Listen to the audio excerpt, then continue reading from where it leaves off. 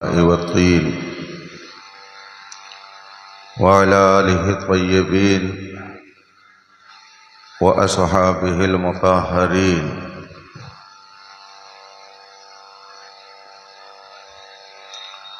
وعلماء ملته أجمعين أما بعد أعوذ بالله من الشيطان الرجيم بسم الله الرحمن الرحيم يا أيها الذين آمنوا صدق الله العظيم وصدق رسوله النبي الأمين الكريم ونحن على ذلك لمن الشاهدين والشاكرين والحمد لله رب العالمين۔ منبر پاک پر تشریف فرما علماء ذوی الاحترام، مشائخ کرام، طلبہ علوم نبوت، حاضرین محترم، السلام علیکم ورحمۃ اللہ تعالی وبرکاتہ۔ رفیقان محترم،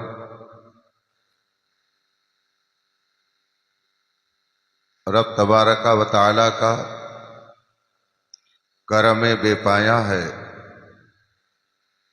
کہ اس نے ہمیں اور آپ کو اس پاکیزہ بزم میں شرکت کی سعادت بخشی اور اپنا قیمتی وقت نکال کر اللہ و رسول کے ذکر کی محفل میں حاضر ہوئے۔ مبارکبادی کے قابل ہیں وہ تمام حضرات جنہوں نے اس بارونق بزم کو سجانے میں کسی بھی طرح سے حصہ لیا، ساتھ ہی ڈھیر ساری مبارکبادی پیش ہے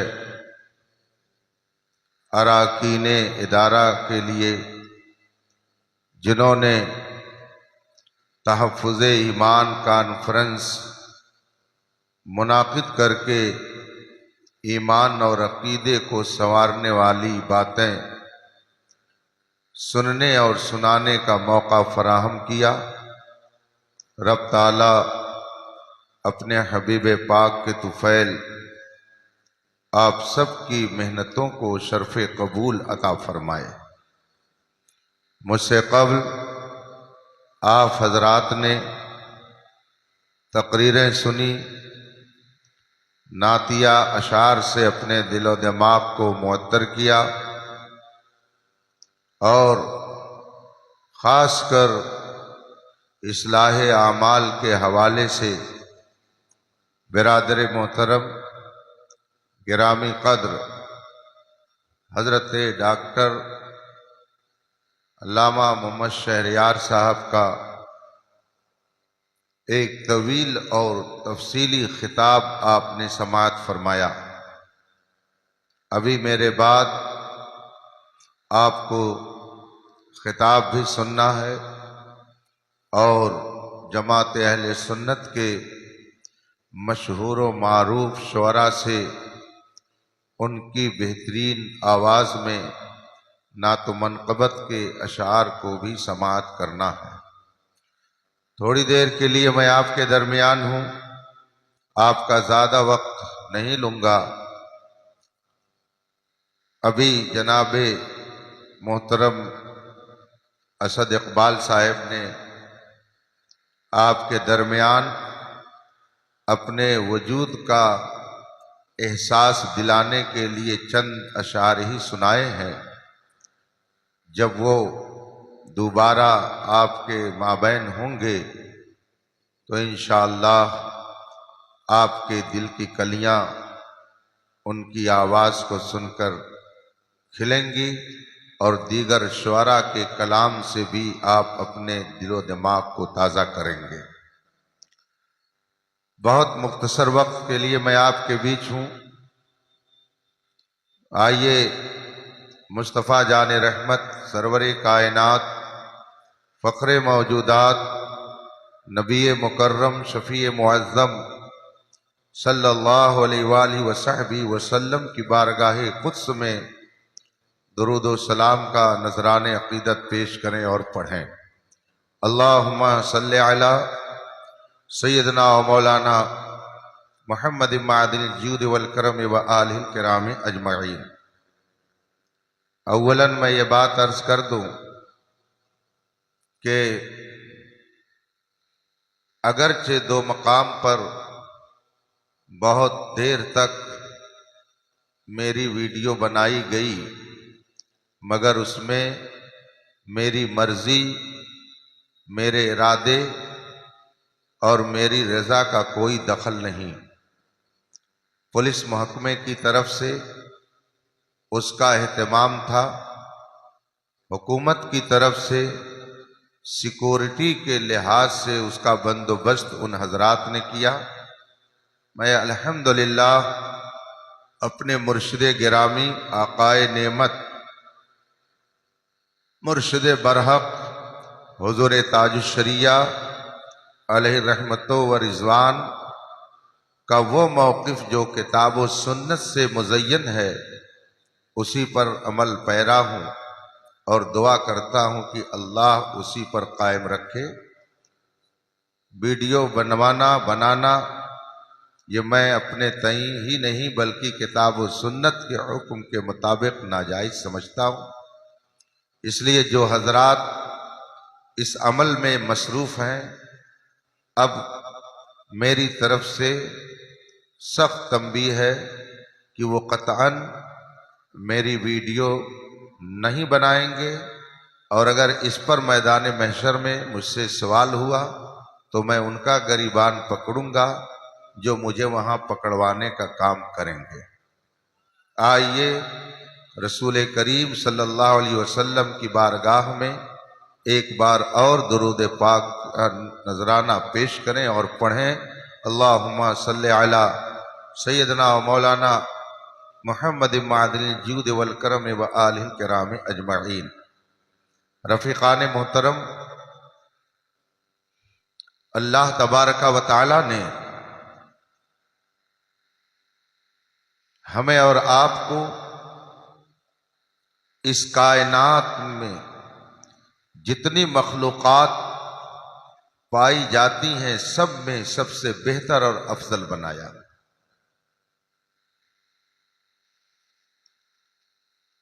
انسانیت کا تمغہ شرافت و کرامت اور حیا اور عفت و بزرگی کا تاج اس نے انسان کے سر پہ رکھا۔ انسان کو بے شمار انعامات و اکرامات سے نوازا اور اتنی نعمتیں اسے بخشی کہ اگر انسان ان نعمتوں کو شمار کرنا چاہے تو شمار نہیں کر سکتا۔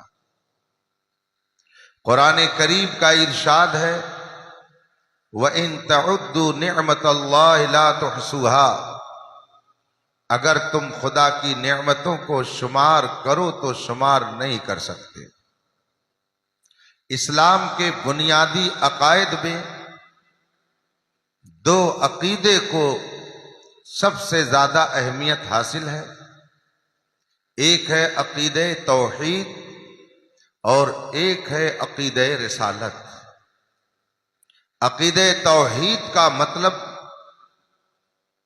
آپ یہ سمجھیں کہ ایک ہستی ایسی ہے جس نے اس کائنات کو بنایا، وہ ہمیشہ سے ہے اور ہمیشہ رہے گی، وہی لائق عبادت ہے، اس کا کوئی شریک و سہیم نہیں، اسی کی مرضی سے کائنات میں جو کچھ ہوتا ہے سب اسی کے ارادے اور اختیار سے وجود میں آتے ہیں۔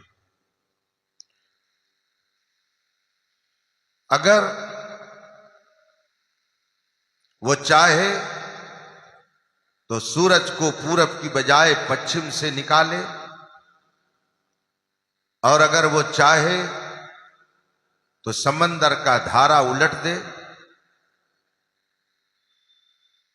لکڑی کا ٹکڑا پانی پر چلتا ہے اور بہت بڑا بوجھ اس پر لاد دیا جائے، پھر بھی وہ لکڑیوں کا ایک معجون مرکب، جسے ہم اور آپ کشتی کہتے ہیں، سمندری جہاز کہتے ہیں، وہ ڈوبتا نہیں ہے۔ اور اگر وہ چاہے تو ایک معمولی سا ڈھیلا بھی پانی میں ڈالنے کے بعد فوراً زمین کے اندر کر دے۔ یہ اس کی قدرت ہے۔ لا شریک لہ ولا سہیم لہ ولا نظیر لہ ولا وزیر لہ۔ اس کا کوئی شریک نہیں، اس کا کوئی سہیم اور مقابل نہیں، اس کا کوئی بھی مماثل نہیں، اور کوئی اس سے مقابلہ آرائی کی جرات نہیں کر سکتا۔ عقیدہ توحید یہ ہے، اور عقیدہ رسالت یہ ہے کہ اس نے بندوں کی ہدایت کے لیے اپنے کچھ مخصوص بندوں کو دنیا میں بھیجا۔ ان مخصوص بندوں کا سلسلہ حضرت آدم علیہ السلام سے شروع ہوتا ہے، اور ہمارے اور آپ کے آقا و مولا جناب محمد رسول اللہ صلی اللہ علیہ وسلم پر وہ سلسلہ ختم ہو جاتا ہے، جسے ہم اور آپ عقیدہ رسالت کہتے ہیں۔ عقیدہ توحید اور عقیدہ رسالت یہ اسلام کے بنیادی عقائد میں ہے۔ اس وقت دنیا بھر میں جتنے انسان پائے جاتے ہیں، ان کی تعداد ایک سروے کے مطابق 8 ارب بتائی جاتی ہے۔ 8 ارب انسانوں کی آبادی اس وقت پوری دنیا میں پائی جاتی ہے۔ اتنی بڑی آبادی میں 6 ارب وہ انسان بستے ہیں جو اسلامی عقائد کے منکر ہیں، رسول پاک کا کلمہ پڑھنے سے انکار کرتے ہیں، اور 2 ارب کے قریب وہ لوگ ہیں جو رسول پاک صلی اللہ علیہ وسلم کا کلمہ پڑھتے ہیں۔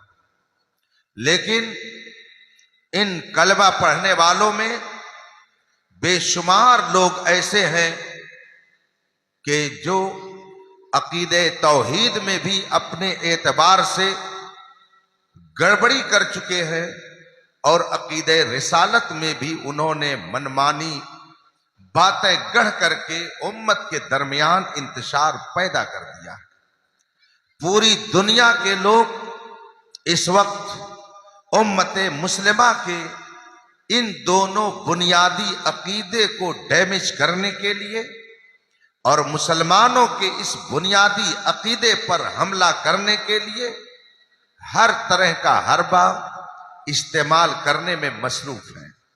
عقیدہ توحید یہ کہ خدا کے علاوہ کوئی عبادت کے لائق نہیں، وہی اس کائنات کو چلاتا ہے، وہ ہر عیب سے پاک ہے، مگر ایک جماعت اس عقیدے کو خراب کرنے کے لیے نہ جانے کتنے دنوں سے کوشش میں ہے، اور امت مسلمہ کو یہ نظریہ دے رہی ہے کہ خدا وہ ہے جو جھوٹ بول سکتا ہے۔ عقیدہ توحید میں گڑبڑی پیدا کرنے والی یہ جماعت پورے ہندوستان میں جگہ جگہ پھیلی ہوئی ہے۔ ایک جماعت اور نکلی ہوئی ہے جس کا کہنا ہے کہ اگر ہم نے خدائے قدوس کی عبادت کے ساتھ کسی اور کے سامنے عبادت کے لیے سر ٹیک دیا تو اس میں کیا فرق پڑتا ہے، یہ انسانیت ہے، یہ اتحاد و اتفاق کی بات ہے۔ چنانچہ وہ جماعت بھی پوری جد و جہد میں مصروف ہے، اور نہ جانے کتنے نوجوان اس نظریے کے حامل ہو گئے اور ان کا عقیدہ توحید خراب ہو گیا۔ کلمہ پڑھنے کے باوجود ایسے بے شمار انسان اس وقت پائے جاتے ہیں کہ جو خدا وند قدوس کے سلسلے میں غلط عقائد و نظریات رکھتے ہیں، بلکہ اب تو طوفان اتنی تیزی سے ہمارے سروں پر آ گیا ہے کہ ابھی 3 ماہ قبل تلنگانہ اسٹیٹ سے میرے پاس ایک مولانا صاحب نے فون کیا اور انہوں نے بتایا کہ حضرت 6 نوجوان کالج میں پڑھنے والے مجھے ایسے اس شہر میں ملے کہ جنہوں نے خدا کے وجود کا انکار کر دیا۔ وہ کلمہ پڑھنے والے تھے، مسلمان گھر میں پیدا ہوئے تھے، مگر ان کو کہاں کی ہوا لگی یہ پتہ نہیں چل سکا، اور 6 نوجوانوں نے خدا کے وجود کا انکار کر دیا۔ کئی سال پہلے کی بات ہے، ایک عالم صاحب نیپال ملک ٹہلنے گئے۔ کاٹھمانڈو میں ایک گھر میں ان کا قیام ہوا۔ جب وہ چلنے لگے تو صاحب خانہ نے کہا میری 5-6 سال کی ایک بچی ہے، اس کو دعا کر دیجئے۔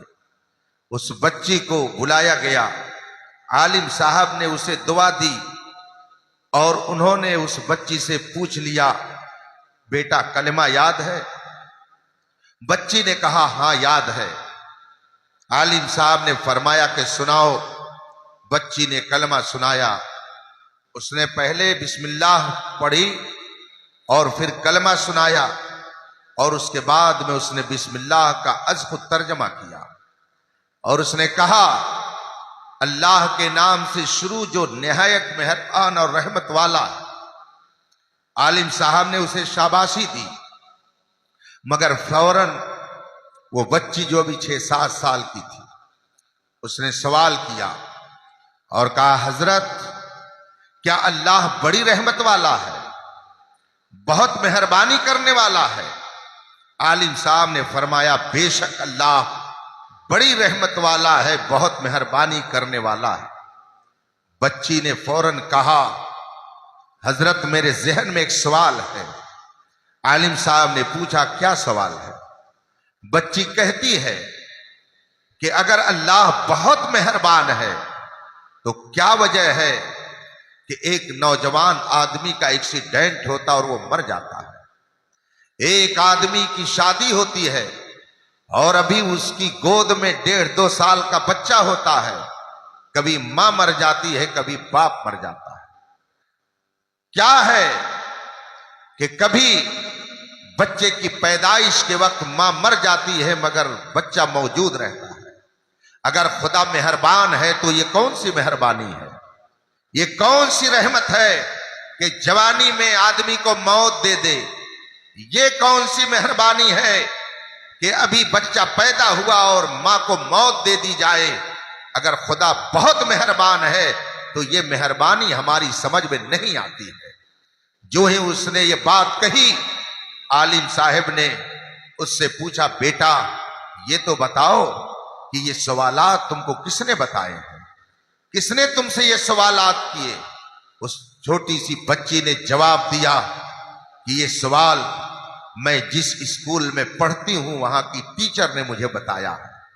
معلوم ہوا کہ وہ ایک عیسائی اسکول میں پڑھنے والی طالبہ ہے، اور وہاں اسے یہ بتایا گیا کہ اگر تمہارا خدا بہت مہربان ہے تو ایسے کام کیوں کرتا ہے؟ مجھے بتایا جائے عقیدہ توحید پر حملہ کیا کہ نہیں کیا؟ عقیدہ توحید کو برباد کرنے کے لیے اس کو تعلیم دی گئی کہ نہیں دی گئی؟ نہ جانے کتنے نوجوان اسی طرح کے شکوک و شبہات میں مبتلا ہو کر کلمہ پڑھنے کے باوجود خدا کے وجود کا انکار کر رہے ہیں۔ ابھی 1.5 سال پہلے کی بات ہے، میرے پاس والدین آئے ایک بچے کے، اور انہوں نے اس بچے کی داستان سنائی اور کہا اس نے اپنی بیوی کو طلاق دے دی ہے۔ بیوی اور شوہر دونوں ساتھ آئے ہوئے تھے، بیوی سے تصدیق کی گئی، شوہر نے بھی اقرار کیا، اور اس کے بعد بیوی کہتی ہے کہ صرف یہی نہیں کہ انہوں نے مجھے طلاق دی، یہ دیکھیے میں نے ان کے جملوں کو سب لکھ رکھا ہے، میں نے جب وہ کاغذ پڑھا تو میرے ہوش اڑ گئے۔ وہ نوجوان جو مسلمان گھر میں پیدا ہوا، جو کلمہ طیبہ پڑھنے والا تھا، مگر اس میں اللہ کی شان میں مغلظات لکھے ہوئے تھے، خدا کی شان میں اس نے گستاخیاں کی تھی، گالی دی تھی، خدا کے وجود کا انکار کیا تھا۔ اس طرح کے حالات پوری دنیا کے اندر اس وقت بنائے جا رہے ہیں۔ جگہ جگہ کے تجھے تھک چکے ہیں ہنگامے، نشاط لذت خواب گراں بدل ڈالو، غلط روی سے منازل کا بودھ بڑھتا ہے، مسافروں روش کارواں بدل ڈالو۔ عقیدہ توحید کو برباد کرنے کے لیے یکجہتی اور اتحاد کے نام پر نہ جانے کتنی سیاسی پارٹیاں کام کر رہی ہیں، اور بہت سارے لوگ جا کر کے معبودان باطلہ کے سامنے ماتھا ٹیک کر اتحاد و اتفاق کی دعوت دینے کا کام کر رہے ہیں۔ یہ حقیقت میں عقیدہ توحید سے ہٹانے کی ایک منظم سازش ہے۔ اگر آپ نے اس کی باریکیوں کو نہیں سمجھا تو آپ کلمہ پڑھنے کے باوجود مسلمان نہیں رہ سکتے ہیں۔ عقیدہ رسالت ہے کہ رب قدیر نے حضرت آدم علیہ الصلوۃ والتسلیم سے لے کر رسول پاک صلی اللہ علیہ وسلم تک 1,00,000 کم و بیش 2,24,000 انبیاء کرام کو دنیا میں بھیجا انسانوں کی ہدایت کے لیے، اور آخری نبی ہمارے اور آپ کے آقا و مولا رسول پاک صلی اللہ علیہ وسلم ہیں۔ مگر اس عقیدہ رسالت کو برباد کرنے کے لیے کلمہ پڑھنے والوں کی ٹولی بھی چل رہی ہے، اور بے کلموں کی بھی ٹولی پورے دنیا میں پھیلی ہوئی ہے، اور یہ چاہتے ہیں کہ مسلمانوں کا رشتہ ان کے پیغمبر سے توڑ دیا جائے، اور اگر یہ مانے اپنے نبی کو تو جس طرح سے ماننا چاہیے اس طرح سے نہ مانے، ہم جس طرح سے بتائیں اس طرح سے مانیں، تاکہ ماننے کے باوجود یہ بے کلمہ رہیں، کلمہ پڑھنے کے باوجود یہ صاحب ایمان نہ ہو سکے۔ چنانچہ ایک تحریک چل رہی ہے بہت زوروں سے پوری دنیا کے اندر کہ رسول پاک آخری نبی نہیں ہے۔ قرآن نے جو خاتم النبیین کا کلمہ ارشاد فرمایا ہے اس کا معنی وہ نہیں ہے جو امت مسلمہ 1400 سال سے سمجھ رہی ہے، اس کا معنی کچھ اور ہے۔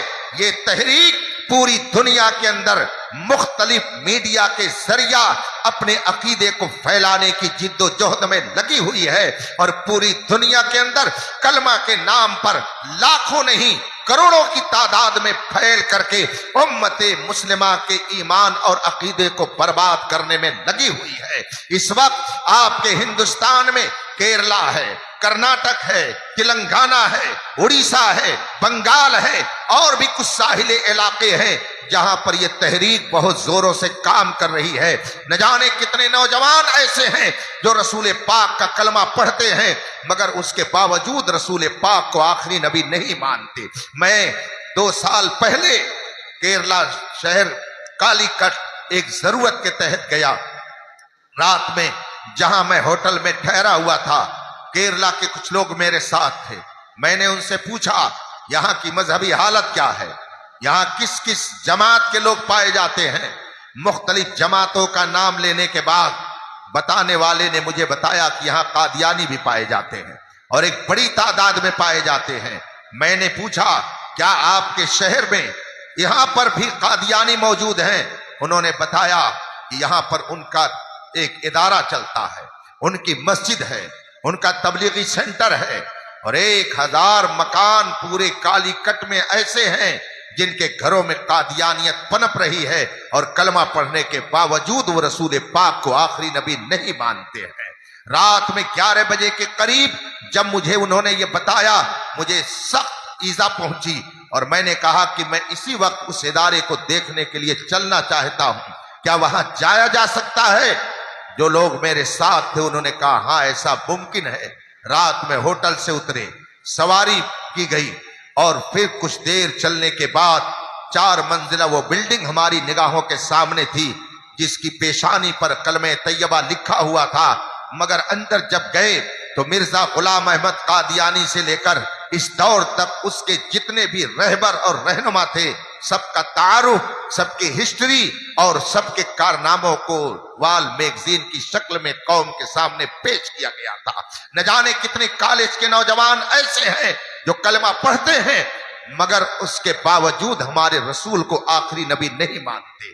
تلنگانہ اور کیرلا اور اڑیسہ کے ساحلی علاقوں میں آپ جا کر کے ایسی جماعتوں کو دیکھ سکتے ہیں۔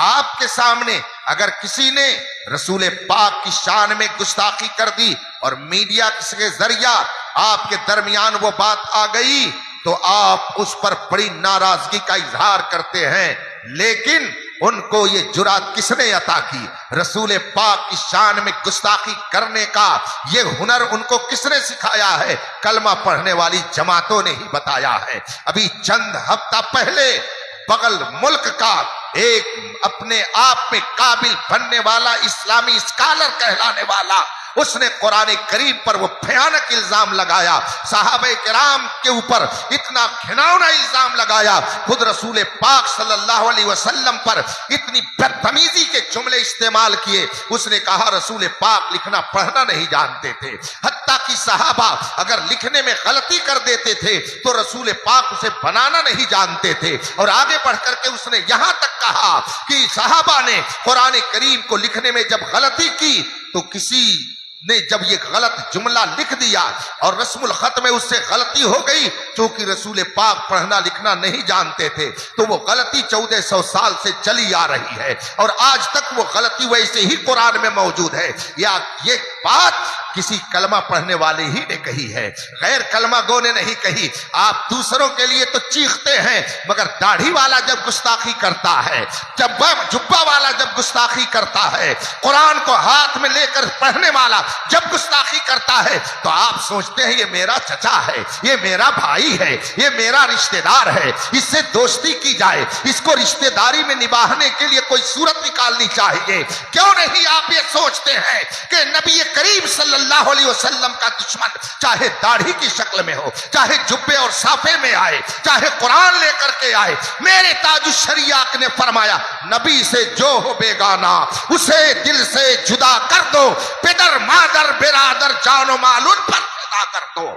آپ کہتے ہیں کہ گستاخی ہو رہی ہے اور آپ کے بغل کا پڑوسی جب گستاخی کرتا ہے تو آپ اسے دوستی کرتے ہو اور کہتے ہو ایمان کی حفاظت کیسے ہوگی؟ ایمان کی حفاظت کا صرف وہی ذریعہ ہے جو میرے مصطفیٰ نے عطا فرمایا ہے، ایاکم و ایاہم۔ جتنے بدعقیدہ ہیں، جتنے رسول کے دشمن ہیں، جتنے قرآن کے دشمن ہیں، جتنے خدا کے توہین کرنے والے ہیں، جتنے اولیاء کرام کے دشمن ہیں، ان سے اپنا رشتہ ناتا توڑ لیا جائے، ان سے اپنے آپ کو دور رکھا جائے، ان سے کوئی تعلق نہ رکھا جائے۔ اللہ نے چاہا تو آپ کے ایمان کی حفاظت۔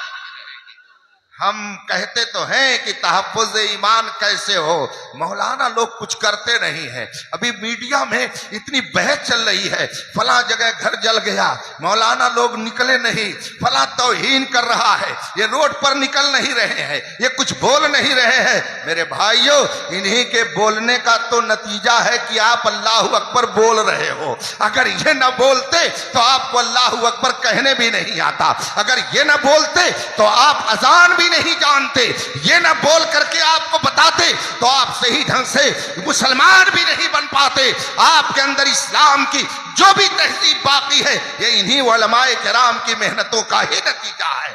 لوگ سمجھتے ہیں سب کام علماء کے ذمہ ہے، گھر کسی کا جل جائے مولانا لوگ روڈ پر آئیں، پیر صاحب آئیں احتجاج کریں، پیر صاحب آ کر کے اسپیچ دیں، اور جب پیر صاحب گرفتار ہو جائیں تو سب لوگ اپنے گھر میں بیٹھ جائیں۔ سیٹھوں سے کیوں نہیں کرتے؟ کہتے ہیں جو ارب پتی بن کر کے داد عیش اپنے قبروں میں دے رہے ہیں وہ کب میدان میں اتریں گے؟ یہ ڈاکٹر جو ایک مریض کی فیس 500 روپیہ لیتا ہے یہ کب میدان میں اترے گا؟ وہ انجینئر جو روزانہ نہ جانے کتنے نقشے بنا کر کے لاکھوں روپے کماتا ہے وہ کب میدان میں نکلے گا؟ کیا یہ پڑھے لکھے لوگ نہیں ہیں؟ کیا یہ دانشور لوگ نہیں ہیں؟ ان کی بھی ذمہ داری ہے کہ وہ میدان میں آئے اور اپنی وفاداری مصطفیٰ کا ثبوت دے۔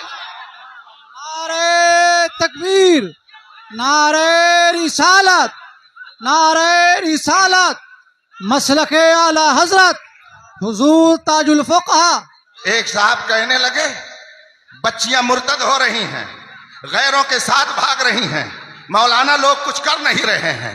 میں نے کہا کیا مدرسے کے طالب علموں کو سب کے گھروں کے سامنے پہرے دار بنا دیا جائے، ان طلباء کو بیٹھا دیا جائے لوگوں کے گھروں پر، وہ باپ کیا اندھا ہے جو اپنی بیٹی کو ننگا لباس پہنا کر کے یونیورسٹی میں بھیجتا ہے؟ کیا وہ ماں اندھی ہے کہ جو اپنی بیٹی کو اس طرح سے عریانیت کے ساتھ بازار میں بھیج رہی ہے؟ کیا اس کا بھائی اندھا ہے کہ جو غیروں کے ساتھ اپنی بہن کو ٹہلتے ہوئے دیکھتا ہے، کچھ بولتا نہیں ہے؟ اس لیے رسول پاک نے 1400 سال پہلے فرمایا کلکم رائن وکلکم مسئول عن رعیتہ، تم میں کا ہر شخص ذمہ دار ہے اور ہر شخص سے اس کی ذمہ داری کے بارے میں سوال کیا جائے گا۔ یہ بہت آسان ہے کہ مولانا لوگ کچھ کرتے نہیں ہیں، یہی تو کر رہے ہیں تو آپ کا ایمان محفوظ ہے، یہی تو تقریریں کر رہے ہیں تو نبی سے آپ کا رشتہ باقی ہے، یہی آپ کے سامنے کتابیں لکھ لکھ کر کے پیش کر رہے ہیں تو آپ پڑھ کر کے طہارت اور وضو اور غسل کا طریقہ جانتے ہیں، یہی شعرا پڑھ رہے ہیں تب آپ کہتے ہیں میں سو جاؤں یا مصطفیٰ کہتے کہتے، کھلے آنکھ صلی اللہ کہتے کہتے۔ میں کبھی کبھی یہ کہتا ہوں کہ جس طرح سے ہمارے سچے علماء کا کردار دعوت و تبلیغ کے حوالے سے بہت اہم ہے، ہمارے کچھ اچھے شعراء کا بھی کردار بہت ہی اہم ہے، اس لیے کہ ان شعراء نے ہمارے لاکھوں نوجوانوں کی زبان سے گانے کے نغمے کو چھڑا کر کے مصطفیٰ کی نعت پڑھنے کا ہنر عطا فرمایا ہے۔ میں یہ کہتا ہوں ہمارے بے شمار نوجوان ایسے ہیں کہ جو کل تک گانا بیٹھ کر کے سنتے تھے مگر اب مصطفیٰ کی نعتیں سنتے ہیں، کسی نے اسد اقبال کو پسند کر لیا تو کسی نے اختر ضیائی کو پسند کر لیا، کسی نے ویس قادری کو پسند کر لیا، مگر سب کہتے ہیں مزہ تو جب آتا ہے جب بریلی کے رضا کا کلام سنایا جاتا ہے۔ ابھی راستے میں میں آ رہا تھا، اختر صاحب میرے ساتھ تھے، کسی شاعر کی نعت چل رہی، کسی شاعر نے نعت پڑھنا شروع کیا، لگا دی گئی گاڑی میں وہ نعت اور سرکار مفتی اعظم ہند کی نعت وہ سنانے لگا۔ میں نے کہا کہ خدا جانے کس جذب کے عالم میں خانواد رضویہ نے نبی کی تعریف میں ان کلمات کو قلم بند کیا ہے کہ ہزاروں مرتبہ سننے کے بعد وہی چاشنی، وہی لطف، وہی مزہ، وہی وارفتگی، وہی دیوانگی اور نبی سے محبت کا وہی جذبہ بیدار۔ اس لیے رفیقان محترم، ایمان کی حفاظت کا اس زمانے میں صرف ایک ذریعہ ہے کہ رسول پاک کے سچے غلاموں کی غلامی کا پٹا اپنے گلے میں ڈال لیا جائے۔ امام احمد رضا نے فرمایا ہے تیرے غلاموں کا نقش قدم ہے راہ خدا، وہ کیا بہک سکے جو یہ سراغ لے کے چلے۔ جب تک اس سراغ پر چلتے رہیں گے ایمان کی حفاظت ہوتی رہے گی، اور اگر ادھر ادھر ہوئے تو یقین سے جان رکھیے امام احمد رضا نے بہت پہلے فرمایا بائیں رستے نہ جا مسافر سن، راہ میں راہ مار پھرتے ہیں۔ اس لیے صراط مستقیم پر گامزن رہیے، اور صراط مستقیم اس دور میں وہی ہے جسے مسلک اعلیٰ حضرت کہا جاتا ہے۔ سبحان اللہ، سبحان اللہ، سبحان اللہ۔ ابھی آپ نے سبحان اللہ۔ ڈپلوما اور مناظرے کا نام سنا، آپ کی کیا گنتی ہے، بڑی بڑی خانقاہوں کے پیر زادے بھی ادھر سے ادھر ہو رہے ہیں۔ کیا بات۔ اور یہ بات میں آپ کو بتا دوں، یہ مت سمجھیے گا کہ میں پیری مریدی کا مخالف ہوں، جی میرے خود کئی ہزار مرید ہیں الحمدللہ۔ الحمدللہ، لیکن اس وقت چند جاہل پیروں کی پیری مریدی نے جماعت اہل سنت میں جو انتشار پیدا کیا ہے جی اس سے انکار نہیں کیا جا سکتا۔ بے شک۔ آج جس علاقے میں جائیے لوگ کہتے ہیں حضرت یہاں مولائیت پھیل رہی ہے، یہاں رافضیت پھیل رہی ہے، اور جب پتہ لگایا جاتا ہے تو معلوم ہوتا ہے کسی جاہل پیر کے زیر اثر ان کا عقیدہ برباد ہو رہا ہے، کسی جاہل پیر نے ان کا عقیدہ برباد کر دیا ہے۔ اور یہ تو سمجھتے ہیں کہ علماء کیا وہ تقریر کریں اور جائیں، ہاتھ پیر چومنے کے لیے تو پیر صاحب ہیں، نذرانہ دینے کے لیے پیر صاحب ہیں، امام صاحب پورے مہینے نماز پڑھائیں، امامت کریں، درس دیں، قرآن پڑھائیں، حدیث پڑھائیں تو ان کو 10,000 روپیہ دینے میں کلیجہ پھٹتا ہے، اور پیر صاحب 5 منٹ بیٹھے دعا بھی صحیح ڈھنگ سے نہیں کر پاتے ہیں، اور جب جانے لگیں گے تو 50,000 روپیہ ان کی جیب میں ڈالنے میں ان کو فخر محسوس ہوتا ہے۔ بتائیے آپ کے ایمان کی حفاظت کون کرتا ہے؟ یہ علماء جو آپ کے سامنے دن رات کتاب و سنت کا درس دے کر کے کفریات سے بچاتے ہیں، ایمان کی سچی باتیں بتاتے جاتے ہیں. واہ، واہ. ان کے ذریعے آپ کا ایمان بچتا ہے کہ ایک شخص آیا 5 منٹ بیٹھا صحیح ڈھنگ سے اس نے دعا بھی نہیں کی اور چلا گیا, اس سے آپ کے ایمان کی حفاظت کیسے ہو جائے گی؟ کیا بات ہے, واہ واہ واہ, آپ کہتے ہیں تحفظ ایمان کانفرنس ہونی چاہیے. کیا بات ہے, کیا بات ہے. تحفظ ایمان کیسے کیا جائے گا؟